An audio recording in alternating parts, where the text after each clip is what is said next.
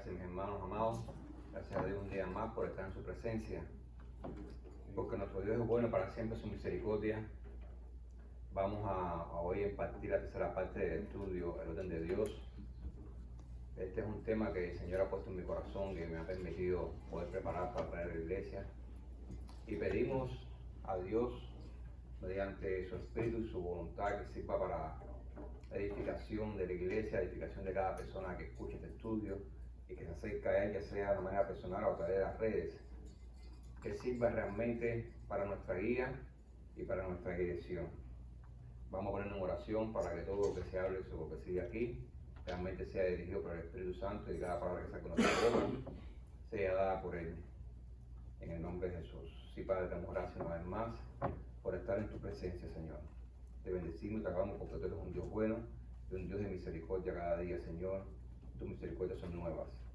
Te bendecimos, Padre, te alabamos. Te pedimos ahora que tú seas el que dirija este estudio, Señor, y que tú seas, Señor, que realmente impartas este conocimiento, que yo sea simplemente un instrumento en tus manos, y que cada palabra que salga de nuestra boca, Señor, cada testimonio, Señor, cada lectura, realmente sea guiada por ti, Señor, para nuestra edificación, Señor, en el nombre de Jesús. Amén.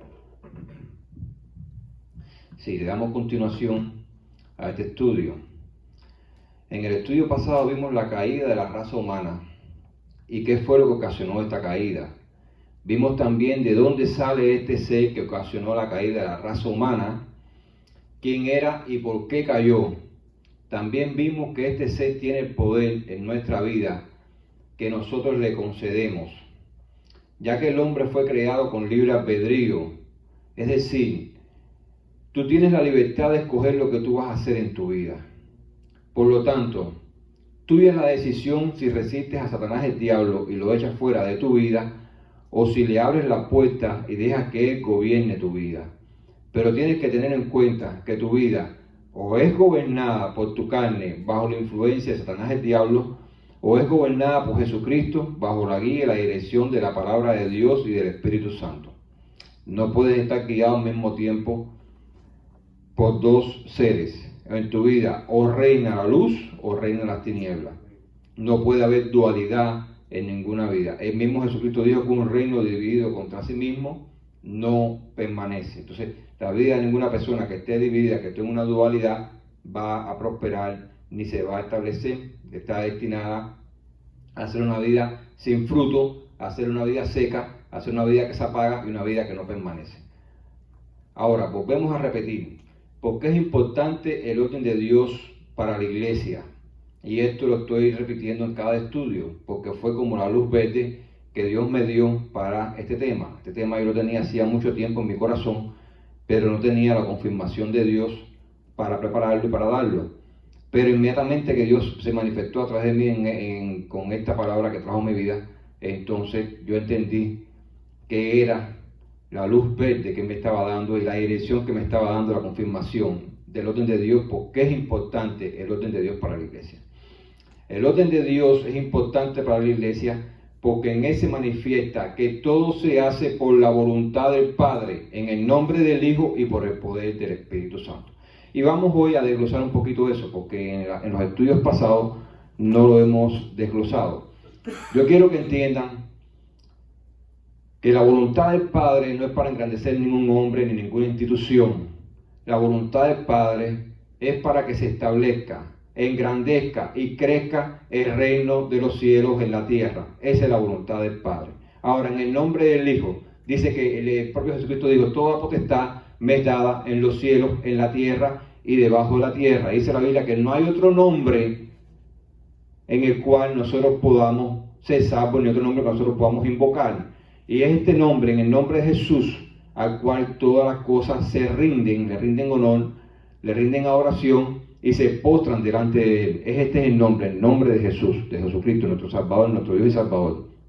Ahora, por el poder del Espíritu Santo, la palabra de Dios revela que no es con ejército y no es por la fuerza del hombre, sino es por su Santo Espíritu.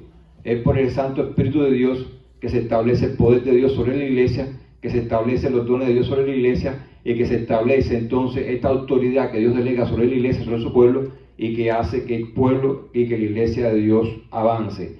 Si no es por el poder del Espíritu Santo, no vamos a llegar a ninguna parte. Esto no es por embullo, esto no es por emoción. El embullo y la emoción pueden ser chispas temporales que prendan una emoción temporal, pero la emoción es pasajera. Cuando viene entonces la prueba, cuando viene la dificultad, cuando viene el problema, entonces viene la depresión, viene la gente que se apaga, viene la gente que se aparta. Dios no está llamando a caminar por una emoción, Dios está llamando a caminar por principios. Los principios de vida que están en la Biblia son los que Dios respalda. Todo esto entra dentro del orden de Dios y es el Espíritu Santo el que te capacita para que tú entonces tengas este discernimiento que viene de lo alto, que también viene a través de la palabra de Dios, pero que te hace entender la palabra de Dios, te habla a través de la palabra de Dios, te revela los secretos, los misterios de Dios, pero te lo revela a tu corazón, a lo interno de tu ser, y hace que sean vivos en ti.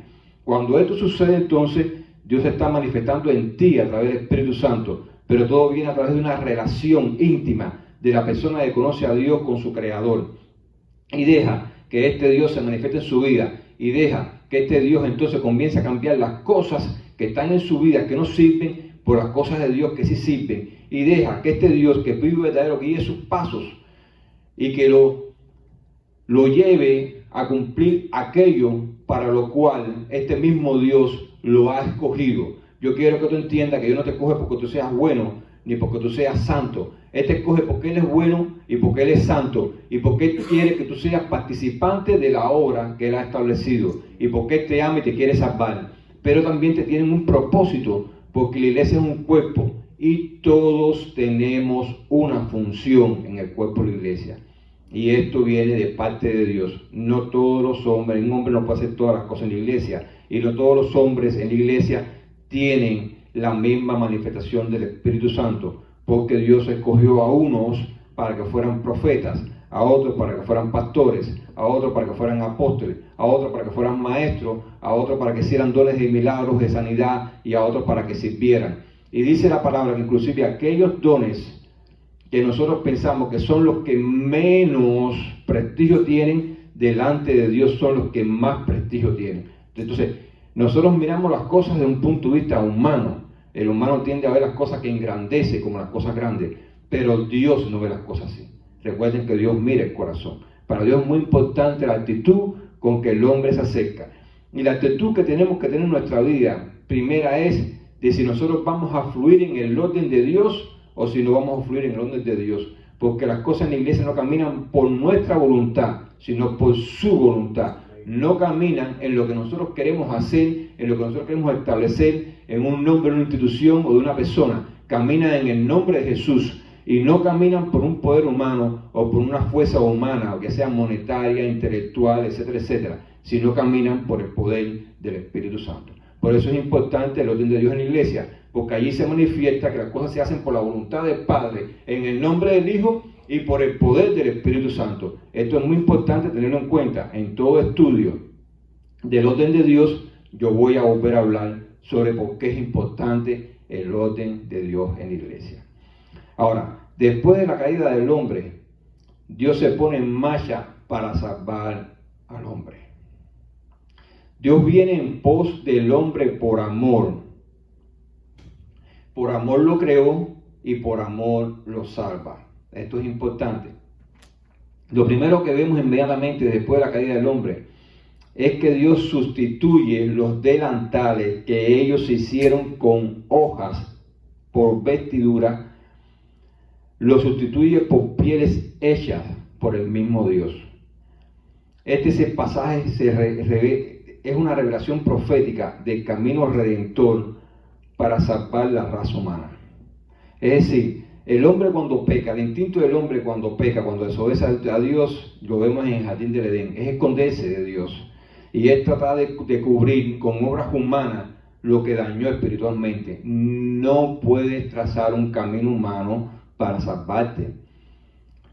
Que Dios haya cubierto a la humanidad con pieles, ahí está implícito el sacrificio del Cordero, que Él se sacrifica por nosotros y que Él nos cubre a nosotros para que nosotros podamos ser salvos y para que podamos volver a obtener aquellos que perdimos producto de la desobediencia. Entonces, es lo primero que nosotros vemos ahí en el jardín del Edén. El hombre peca, se aparta de Dios, inmediatamente se esconde de Dios, trata de esconderse como si Dios no te pudiera hallar.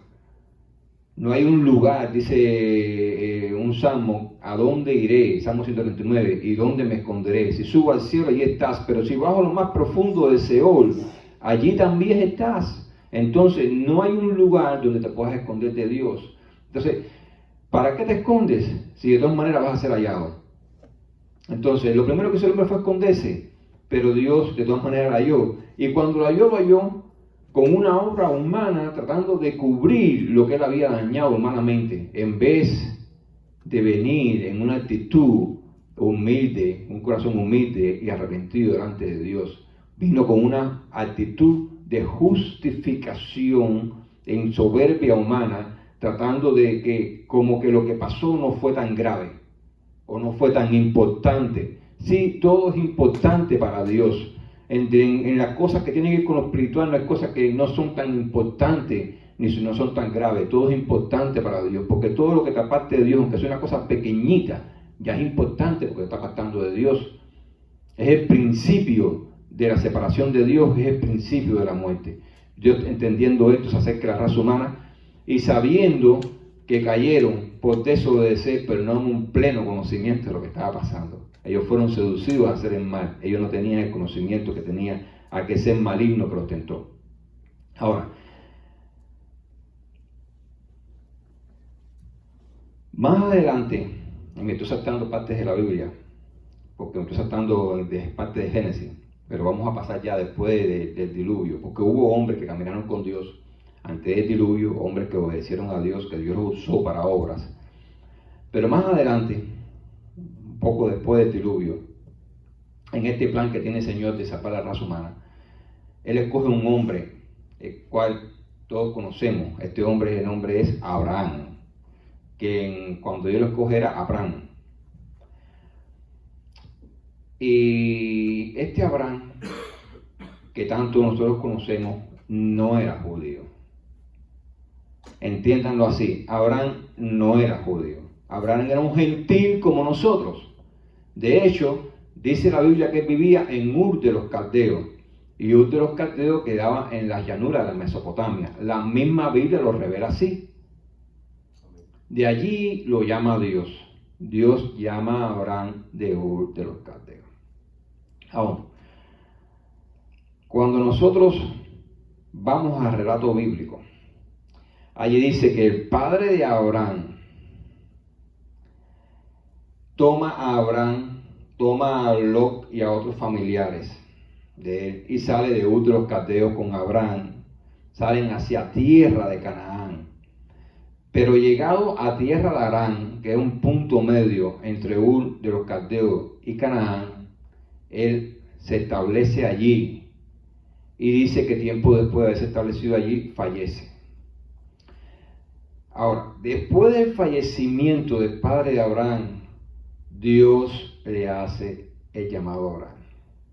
Le hace un llamado a salir de en medio de su parentela y a dirigirse hacia tierra de Canaán. Abraham era entonces de 75 años de edad cuando salió de Harán hacia Canaán. Qué interesante, porque cuando tú hablas de estos 75 años de edad, parece que no tiene un significado. Pero por lo general, las personas cuando son de edad avanzada, lo que andan buscando es una estabilidad, no una aventura. El espíritu aventurero se manifiesta en una persona cuando es joven. Ese espíritu de moverme de un lado para otro. Pero ya cuando una persona tiene una cierta edad, lo que anda buscando es una estabilidad, asentarse. Y eso es lo más importante para esa persona. Cuando uno es joven le gusta experimentar, le gusta conocer cosas nuevas, y vamos a movernos de aquí para allá, y vamos a ver qué es lo que vamos a encontrar allí. Pero cuando ya uno avanza en edad, no. Sin embargo, Abraham, siendo de 75 años de edad, Dios le llamó y él salió. Estamos hablando de 75 años de edad. Él escuchó la voz de Dios y le creyó. Todo esto que hemos hablado se encuentra en Génesis, del 12, del 1 al 3.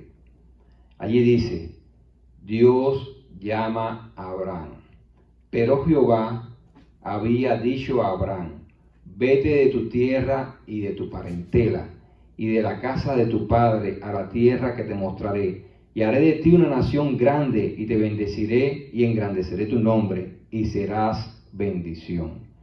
Bendeciré a los que te bendijere y a los que te maldijeren maldeciré, y serán benditas en ti todas las familias de la tierra. Aquí vemos Dios estableciendo el plan de salvación para la humanidad, poniéndolo ya en marcha. Ese plan que tenía preparado de antemano, ya Él lo está poniendo en marcha a través de un hombre. Abraham no era judío. ¿Por qué hablo acerca de que Abraham no era judío? Porque, como ya hemos leído, el propósito de Dios, más que hacer a una nación, era traer a través de esa nación el Salvador de la humanidad. Ahora, Él tenía que preparar el camino. Y para preparar el camino, Él crea una nación a través de la cual va a venir ese Salvador. Pero ese Salvador no solamente va a venir para esa nación, sino va a venir para la humanidad entera. Porque Dios no viene a morir por un hombre ni por una nación. Él viene a morir por la raza humana, para salvar a la raza humana entera de la condenación que pendía sobre ellos por haber desobedecido a Dios y haberse apartado de Dios. Cuando hablo de crear una nación, yo quiero pararme en este punto y quiero que tengan en cuenta las características que ha seguido la humanidad para crear naciones. Característica número 1. Tienen que formarse los asentamientos de esas naciones cerca de fuentes de agua potable. El agua es muy importante para la sustentación y desarrollo de la comunidad. Si no hay agua, no hay nada. Tienen que asentarse cerca de fuentes que provean alimentos, cerca de llanuras fértiles, cerca de lagos, ríos o el mar, donde se pueda cultivar, pescar o cazar, porque una o varias fuentes de alimentos son importantes para la sustentación y desarrollo de la comunidad. 3. Cuando se encuentre ese asentamiento, ese va a ser el lugar donde se van a establecer las bases físicas, económicas, políticas, culturales y militares de lo que pueda derivar en una nación. La historia de la humanidad recoge como dato importante que todas las naciones importantes o imperios de la humanidad han seguido estos requisitos para formarse y crecer. Totalmente diferente a la historia de la humanidad es la historia de la nación de Israel. Esta historia comienza con un hombre que le creyó a Dios. ¿Qué significa esto? Esto significa que la historia de las grandes naciones o imperios de la humanidad están basadas en los instintos humanos de qué cosa es bueno según el pensamiento humano. En ese espíritu en que se forman, crecen y desarrollan y llegan a su clima máximo las naciones e imperios de la humanidad para luego decaer y desaparecer, quedar como fuentes de historia de lo que un día fueron en la gloria pasada. No así la nación de Israel. La nación de Israel parte de un hombre que al ser llamado por Dios le creyó, y esto marca una gran diferencia porque las demás naciones fueron creadas por el hombre a partir de sus instintos naturales y estaban llamadas a establecerse un tiempo y después a desaparecer. Pero la nación de Israel vino a establecerse a través de la fe de un hombre que le creyó a Dios. Lo que está basado en lo material está llamado a morir y desaparecer, pero lo que está basado en lo espiritual está llamado a vivir y permanecer. Lo material es perecedero, lo espiritual es eterno. Ahora, con relación a Abraham, ¿qué significa eso que le creyó? Primero, lo sacó de donde vivía, la tierra de donde era Abraham, era una tierra fértil y con buena irrigación natural de agua. Estamos hablando de una llanura, la llanura de Mesopotamia. Dice que es una tierra roja, con buenos nutrientes, minerales para la agricultura. De hecho, era la principal fuente de ellos de sustentación, era la agricultura. Eso provocaba buenos resultados en las cosechas, pastos verdes y frescos para el ganado. Además, según fuente de investigación para la época de lo que se está hablando, era una gran y próspera ciudad, Ur de los Caldeos, con un sistema sociocultural avanzado. Y por supuesto, una gran y próspera ciudad tiene que tener un rey, un líder que la gobierne y un poderoso ejército que la defienda. Fíjate todas las cosas que Deroboam estaba abandonando, que es lo que busca hoy la humanidad hoy en día. Cuando la humanidad te habla de prosperidad y grandeza, te está hablando de lo que Abraham abandonó. Abandonó la base material de la prosperidad, la riqueza. Abandonó esa confianza. Abandonó el estar protegido en una ciudad. Las ciudades antiguas tenían murallas que protegían a los que vivían adentro. Abandonó la cobertura humana para vivir bajo la cobertura de Dios. Abandonó la prosperidad humana para vivir bajo la prosperidad de Dios. Abandonó lo que se veía, pero que era perecedero, por lo que no se veía, que era imperecedero. Y Abraham también era idólatra. Él era creador de imágenes. Ese era su oficio, formar imágenes, crear imágenes y venderlas. Tenía habilidad en cultura, no sé. Y era su oficio, vender esas imágenes. Y es para que vea, como tú decías, Dios no escoge por lo lindo, por lo sabio, por lo profesional que eres. Dios escoge por el corazón. Como dijo el apóstol Pablo, lo vil, lo menospreciado, escogió Dios para avergonzar. Entonces a veces uno ve a la gente y dice, ¿tú crees que Dios tenga misericordia, que Dios haga algo con este hombre? ¿Cómo que no? Dios lo puede hacer, o con la mujer.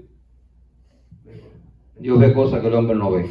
Y más adelante vamos a ver lo que Dios vio en Abraham, quizás lo que vio que era muy importante. Sí, la región de Ur de los Caldeos era una región altamente idólatra. Y de allí lo sacó Dios. Cuando Dios te saca de la idolatría y te trae a su presencia, te saca para bendecirte. Si Él te está haciendo un llamado y se está revelando tu vida como Dios verdadero, pues atiende ese llamado, esa voz, porque es el Dios verdadero que te quiere bendecir.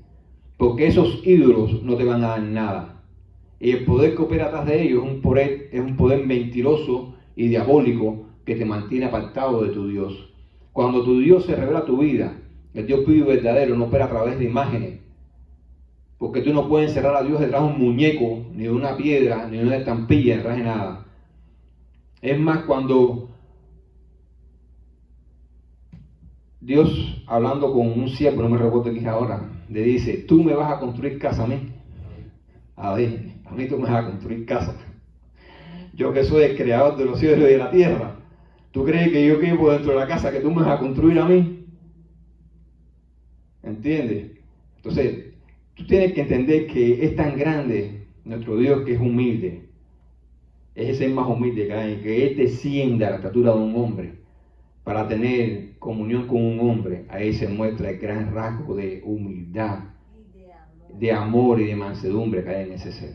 Dice, y se despojó de su gloria, no está animando a ser igual a Dios.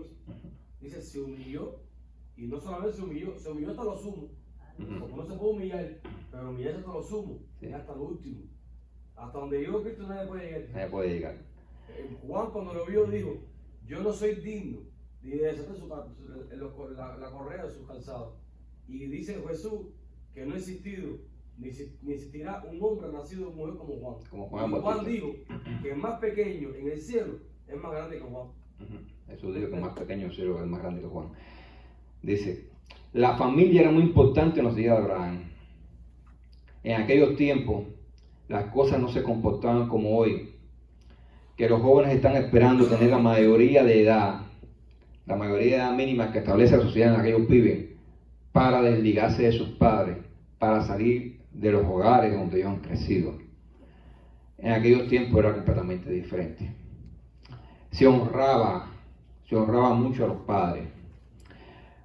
Hoy en día hay un espíritu de independencia en la sociedad que está matizado por el tipo de pensamiento filosófico moderno, pensamiento que intrínsecamente opera en un espíritu de anticristo y se antepone a todo lo que viene y procede de parte de Dios. Hay que tener esto en cuenta.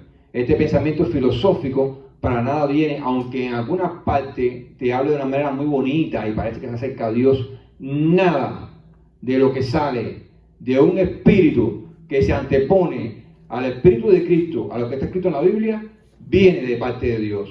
Y cuando digo nada, es nada. Y Dios no respeta nada que no salga de su palabra y que salga de su voluntad. Todo el que tome un camino, que sea este camino que parezca muy hermoso, está tomando un camino de muerte. Quien quiera que sea, si toma un camino contrario al camino de la palabra de Dios, está tomando un camino de muerte. Aunque como dice el proverbio, que al principio parezca un camino de vida, porque corre paralelo al camino de vida, pero al final tuerce, se desvía y se convierte en un camino de muerte. Hay que tener mucho cuidado con eso, hay que tener un ojo visor con eso. Este espíritu desarrolla de una manera sutil un espíritu de egoísmo, de indolencia y de autogratificación. Un espíritu que alimenta la carne del hombre, que alimenta la desobediencia, que alimenta la rebeldía y alimenta la soberbia en el corazón. Donde se manifiesta este espíritu de anticristo, se manifiesta un espíritu de desamor, y se manifiesta un espíritu de desunión, y se manifiesta un espíritu de falta de identidad. Si algo hay que debilita, daña y destruye la familia, justo es este espíritu de anticristo, con todas sus manifestaciones. Yo quiero que tú entiendas este principio básico. Yo he aprendido de un pastor que yo tenía, un pastor muy bueno, yo le honro, yo le bendiga mucho, que es el pastor Fran López. Y él me enseñó este principio, y yo se lo quiero repetir a ustedes aquí. Cuando existen familias débiles, cuando existen familias rotas, existen familias a la deriva, que no alcanzan sus metas. Cuando esto sucede, esas familias no son efectivas y no alcanzan el propósito que Dios ha depositado y diseñado para esa familia. Cuando existen familias débiles, familias rotas, existen sociedades débiles, sociedades rotas. Cuando existen sociedades débiles, sociedades rotas, existen naciones débiles, naciones rotas. Cuando existen familias a la deriva que no alcanzan sus metas, existen sociedades a la deriva que no alcanzan sus metas. Cuando existen sociedades a la deriva que no alcanzan sus metas, existen naciones a la deriva que no alcanzan sus metas. Cuando existen familias que no alcanzan el propósito que Dios ha diseñado y depositado para esa familia, existen sociedades que no alcanzan el propósito que Dios ha diseñado y depositado para esas sociedades. Cuando existen sociedades que no alcanzan el propósito que Dios ha diseñado y depositado para esas sociedades, existen naciones que no alcanzan el propósito que Dios ha diseñado y depositado para esas naciones. Y quiero señalar, cuando existen familias débiles en una iglesia, existen iglesias débiles. Cuando existen familias rotas en una iglesia, existen iglesias rotas. Cuando existen familias que no alcanzan el propósito que Dios ha diseñado para ellos dentro de una iglesia, existen iglesias que no alcanzan el propósito que Dios ha diseñado para esas iglesias. La familia es muy importante. De hecho, es la primera institución creada en la humanidad, la creó el Señor. Por eso tocamos un estudio pasado de que hay personas que están tratando de redefinir el concepto de familia y que nosotros, como hijos de Dios, como pueblo de Dios, tenemos que estar parados firmes en la definición de familia que nos trae la palabra de Dios a través de la revelación de las Escrituras. Porque eso es lo que hace familias sanas y saludables en Dios. No estoy hablando de gente perfecta, de familias perfectas. Porque como seres caídos que somos, nosotros constantemente cometemos errores. Y eso nos lleva a que hayan problemas en la familia. Pero nuestro Dios es tan fuerte y nuestro Dios es tan poderoso que Él es capaz de poder solucionar los problemas que hay en la familia y de llevarnos hacia adelante. Me estás queriendo decir que primero principal ministerio de todo líder es su familia? De hecho, la palabra de Dios lo dice así. Si tú anhelas pastorado, tú tienes primeramente que tener tu casa en sujeción. Y tener la casa en sujeción no significa que tú seas un tirano en tu casa. Eso no significa tener la casa en sujeción. Porque muchas personas cuando hablan de la casa en sujeción se imaginan, no sé, un rey de estos, dictador de la antigüedad, que él está sentado y todo el mundo sirviendo a sus pies. Esa no es la imagen que la Biblia nos da y lo que la Biblia nos enseña. Si vamos a la carta de Pedro, y vamos a desglosar esto más en un estudio más de matrimonio, vamos a ver allí el orden. El hombre es cabeza de la iglesia, de la casa, pero para ser cabeza de la casa, el hombre tiene que ir a que es cabeza de la iglesia, que es Jesucristo, y tiene que dejarse modelar por ese Jesucristo. Y cuando Jesucristo entonces lo modele y lo transforme, él está preparado para modelar a su esposa lo que Jesús le modeló a él. No es por fuerza ni por un dominio tiránico que un hombre viene a establecer eso de cabeza. Cabeza significa el que modela, también significa el que cubre, el que ampara, el que protege, el que ama, como Cristo amó a la iglesia y se entregó por ella. Eso significa ser cabeza. Los que tienen otra imagen de cabeza tienen una imagen totalmente distorsionada, que no parte de las escrituras, sino de un espíritu de machismo que hay intrínsecamente metido en la sociedad. Es como dice el pasaje, instruye al niño en sus caminos. Y la gente cree que instruir es dar golpe, instruir es enseñar. Es que no solamente vean tus palabras, escuchen tus palabras, que vean nuestras vidas. ¿Entiendes? Eso es instrucción. De hecho, los golpes se quedan en la parte exterior del cuerpo. Y lo que cala hasta el corazón y transforma de una persona es la palabra que llega al corazón de la persona. En los tiempos de Abraham era tan importante la familia porque a través de los lazos paternales se recibían todas las bendiciones, ya fueran materiales, intelectuales o espirituales, y los antiguos conocían y entendían el principio de honrar a los padres y de recibir de los padres la bendición. Eso no garantizaba que los hijos no se fueran a equivocar, pero sí garantizaba que aunque los hijos se equivocaran, por encima de ellos iba a estar una unción cubriéndolos y redireccionando su vida hacia la voluntad de Dios para que se cumpliese en ellos el propósito que Dios había diseñado y depositado en sus vidas. Es muy importante el orden de Dios en tu vida y en la vida de tus hijos, en tu familia, porque ese orden no va a garantizar que no se equivoquen, pero sí va a garantizar que pese a los errores que podamos cometer, la bendición y la cobertura de Dios sobre nuestras vidas va a provocar que se cumpla el propósito de Dios, el cual de antemano Él ha diseñado y depositado en nuestras vidas. Era tan importante la bendición y cobertura paternal que aunque en Hechos de los Apóstoles, el apóstol Pedro, hablando inspirado por el Espíritu Santo, relata que Dios se le apareció a Abraham estando en Mesopotamia, en Génesis, como ya hemos hablado antes, el relato bíblico nos añade otra información. Vamos a leer ambos pasajes. Hechos 7, de 2 a 4 dice: y él dijo, varones hermanos y padres, oíd. El Dios de la gloria apareció a nuestro padre Abraham estando en Mesopotamia antes que morase en Harán. Y le dijo, sal de tu tierra y de tu parentela y ven a la tierra que yo te mostraré. Entonces salió de la tierra de los caldeos y habitó en Harán, y allí, muerto su padre, Dios le trasladó a esta tierra en la cual vosotros habitáis ahora.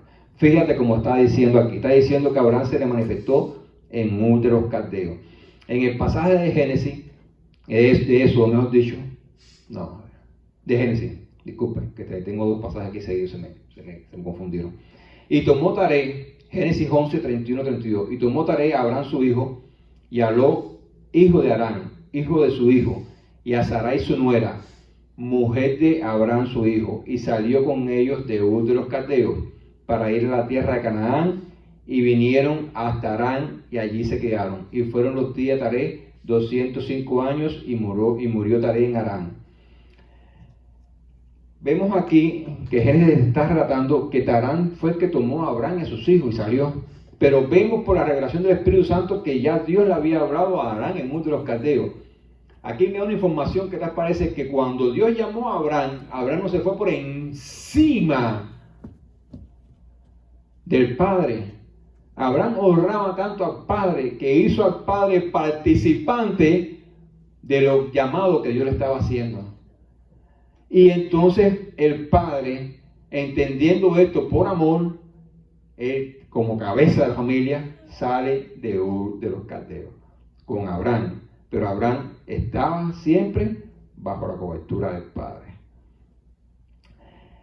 En esos 22 se dice, y esto que estoy hablando de esos 22, estamos hablando de la ley que se le da a Moisés. Y uno de los mandamientos que a Moisés se le da, dice, honra a tu padre y a tu madre, para que tus días se alarguen en la tierra que Jehová tu Dios te da. Dios no escoge al azar a una persona para hacer una obra tan importante. Abraham honraba a su padre. Una persona que honra a su padre, honrará también a Dios. Ahora, hay diferentes niveles de honra, pero aquí vemos a un hombre de 75 años de edad, con una familia establecida, viviendo y fluyendo bajo la cobertura y bendición de su padre terrenal. Ahora, Dios escoge a este hombre para que viva y fluya bajo su cobertura y su bendición. Si este hombre es capaz de honrar a su padre y vivir, aún con la edad avanzada que tiene, bajo su cobertura y su bendición, honrándolo y no eso bendiciéndolo, es una honra. Este hombre va a ser capaz de honrarme a mí y de seguirme a mí. Él no está escogiendo a Abraham por gusto, no lo está escogiendo porque sea bueno, no lo está escogiendo porque sea perfecto, lo está escogiendo porque Abraham está siguiendo un principio bíblico que el mismo Dios enseña y respalda. Ese principio estaba intrínsecamente en el corazón de Abraham. Por eso lo está escogiendo. Tenemos que aprender como pueblo de Dios este principio. Desgraciadamente nos llega mucho esta información tarde, pero nunca es tarde cuando estamos en el Señor, para arrepentirnos del mal que hicimos y para corregir nuestros pasos.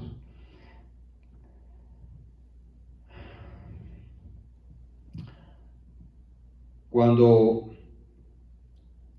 Dios acerca una vida, con esto quería terminar este estudio, Él siempre va a mirar lo que hay en el corazón del hombre. Él no te va a escoger para engrandecerte y Él no te va a escoger para hacerte poderoso. Esa no es la voluntad de Dios. Cuando Dios escoge a una persona es porque tiene una obra y tiene un plan que cumplir. Y Él escoge a la persona no perfecta, pero que tiene la cualidad,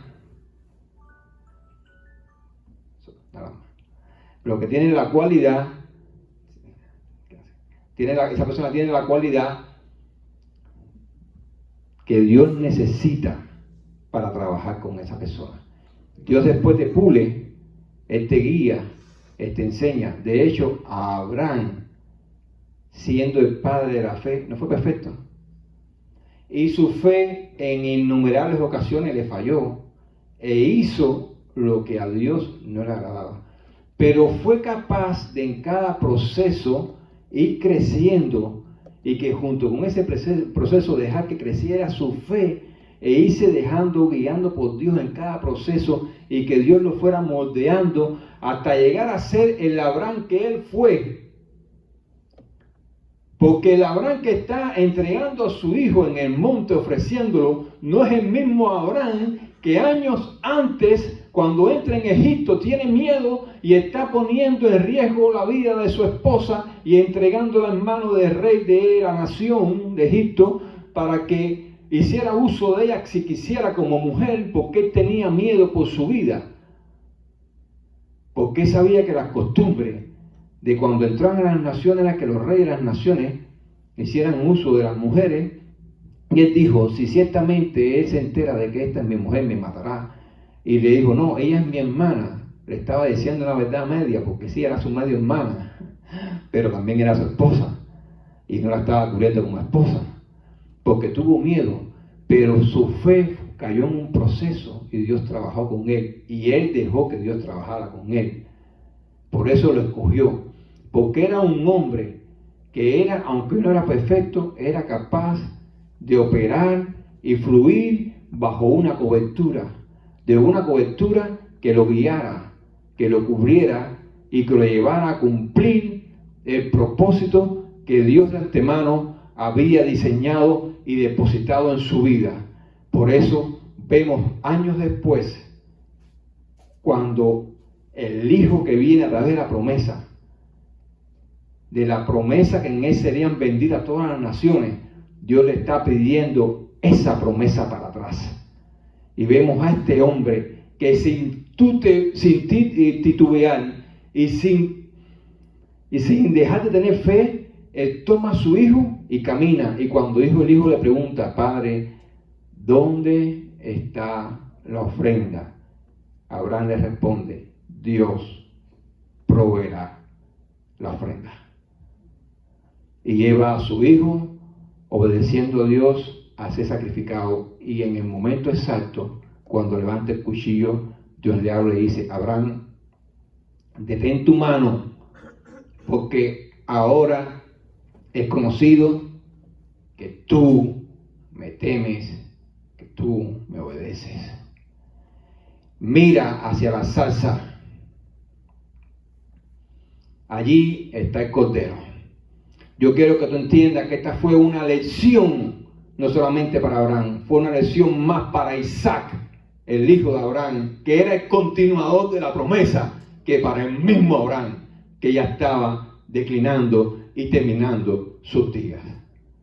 Vivir, honrar este principio es muy importante. El orden de Dios es muy importante y es muy importante en la familia, porque a través de la familia es el que se revela y él hace fuerte comunidades, sociedades, naciones, iglesias, y hace que ellas cumplan el propósito de Dios que de antemano Dios ha diseñado y ha depositado sobre cada persona, sobre cada institución o sobre cada nación.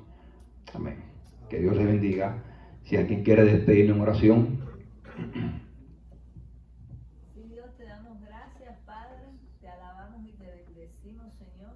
Te damos gracias por la vida de Pablo, Dios. Te pedimos, Señor, que te sigas mostrando a él, Señor, y que nos hagas entender, Dios, tu palabra, Padre, a través de él.